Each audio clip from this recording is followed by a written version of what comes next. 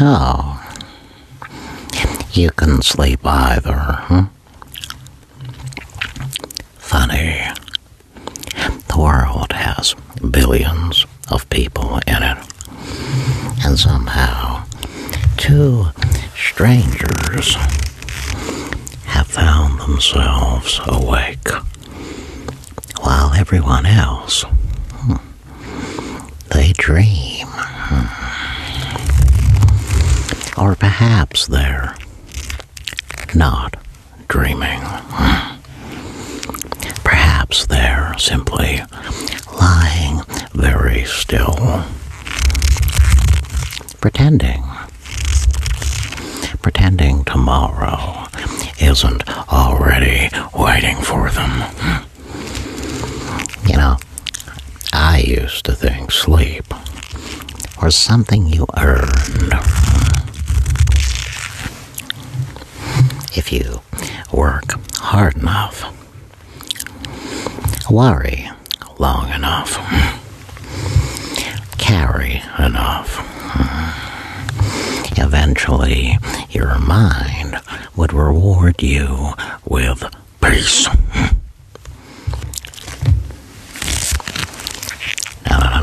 No. You see, it doesn't work like that. Sadly. You see, the mind is a curious little thing. The more you chase silence, well, the louder it becomes. Have you noticed? You know you have. Try not to think about something. Go on. Anything. Any embarrassing memory. Someone you miss, maybe. Something you regret. Tell yourself, I won't think about that. And then what happens? Well, there it is, sitting right in the middle of your thoughts, with a smile on its face. You see, the mind has a peculiar sense of humor. It always hands you exactly what you've asked it not to. Perhaps that's why I stopped trying to control it. Control is exhausting. People love that word. They do. Control. As though life was ever interested in being controlled. The rain doesn't ask permission before it falls, does it? No. The tide, it ignores your schedule. The moon? The moon has never once checked your calendar. Nature seems remarkably unconcerned with our plans. Yet every morning, people wake up convinced they're in charge. Then life, it laughs quietly, and it rearranges everything. A phone call, a diagnosis, a stranger, a goodbye, a hello. One moment, and everything changes. Funny. People, they call that chaos. chaos. You see, I don't. Chaos is innocent. Chaos simply changes things. It's disorder that frightens me. Disorder is what happens when people forget they're connected. When they stop seeing faces and they start seeing opinions. When conversations become competitions.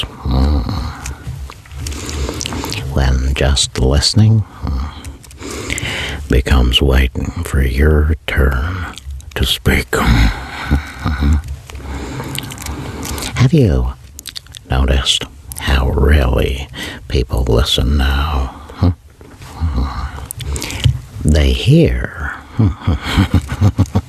Oh, they're very good at hearing. But listening, really listening, it requires curiosity. Most people, they don't want curiosity. No. They want confirmation. See, they want someone to tell them they were right all along. That's comforting. Truth really is. You see, truth, it usually arrives wearing muddy boots. It makes a mess.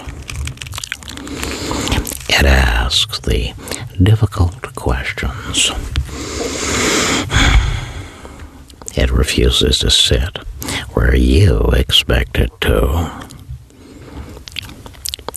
People say they want honesty. I don't think they do. I think they want reassurance. Reassurance dressed as honesty. There is a difference. A very important difference. You know, I've always wondered why children ask so many questions. Hundreds, every day. Why is the sky blue? Why do the birds sing? Why do people cry? Then something changes. One day, they stop asking. Not because they found the answers, no. Because they learned that certainty, it's rewarded. Adults don't like the mysteries. Mysteries remind them how little they know. And people are terrified of saying 3 very simple words. I don't know. Strange. Those might be the wisest words anyone can say. I don't know. I find that there's a freedom in them. You see, the moment you admit you don't know, well then, that's when the universe becomes interesting again. Every conversation becomes an adventure instead of a debate. Every stranger becomes a library instead of an obstacle. Every day becomes an unanswered question. Questions are beautiful. Answers, well, they have a habit of becoming prisons. People build entire lives around answers they stopped believing years ago.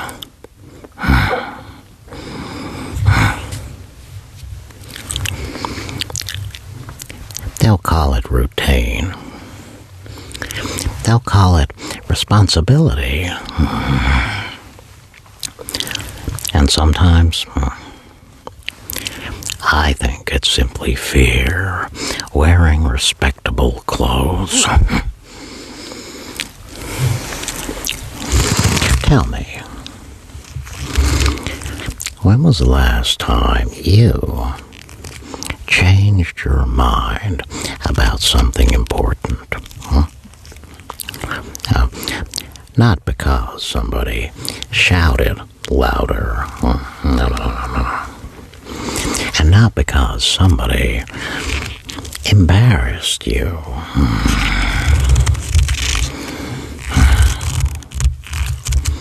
But because you genuinely learned something.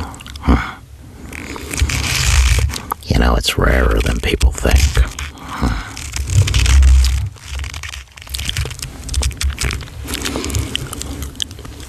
It's the ego. It hates moving furniture. Once it's arranged the room, as it were, it wants everything to stay exactly where it is.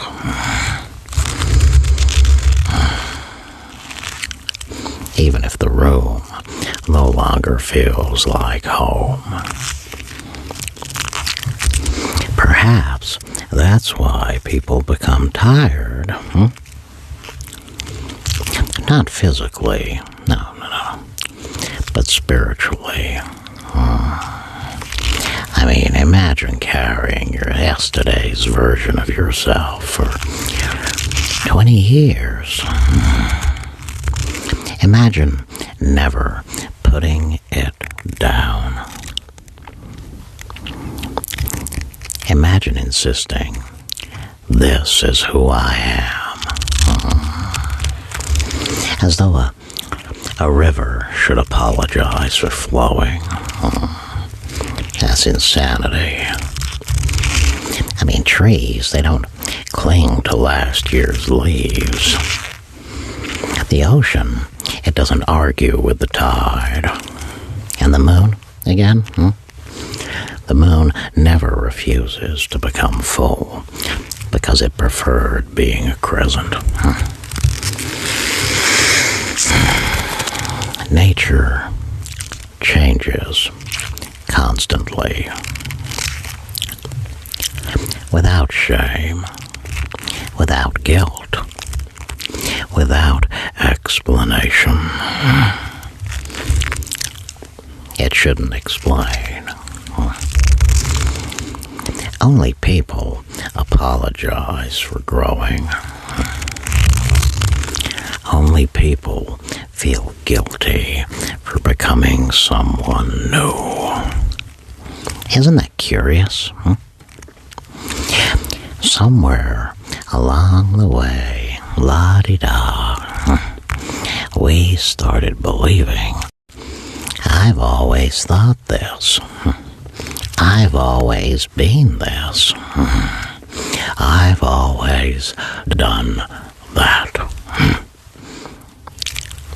So, the stars haven't. The seasons haven't. Why should you?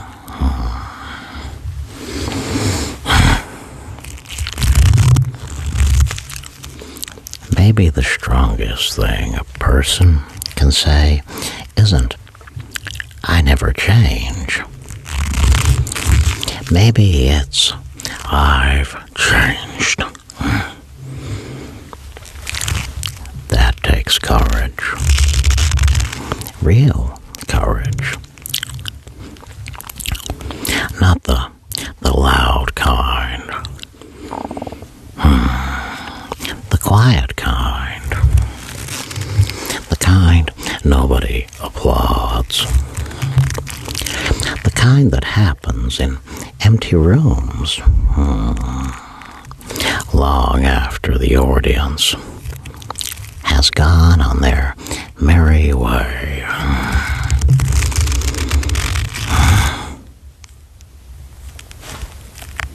Do you hear it? Can you hear it? No?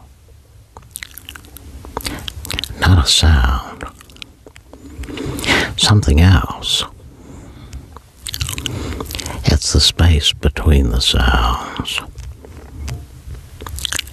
People think silence is empty.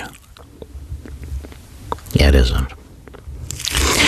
Silence is where thoughts, they introduce themselves. Some arrive politely.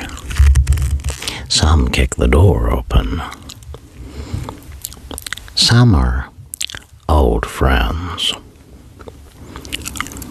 And some are strangers wearing familiar faces. The trick isn't deciding which thoughts to have. Nobody gets to choose the weather.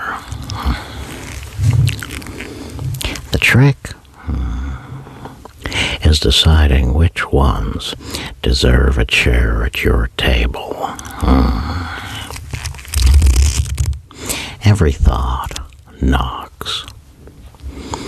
Not every thought belongs inside.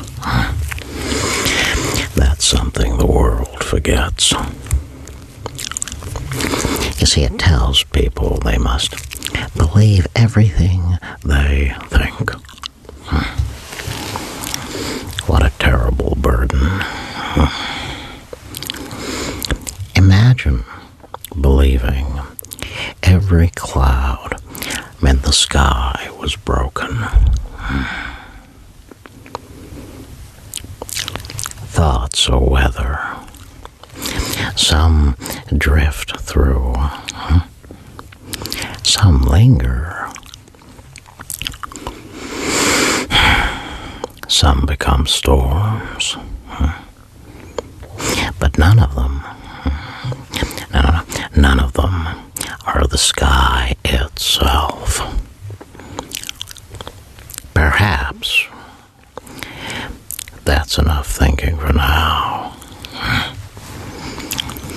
The night is still young, and I have a feeling that we've only just met.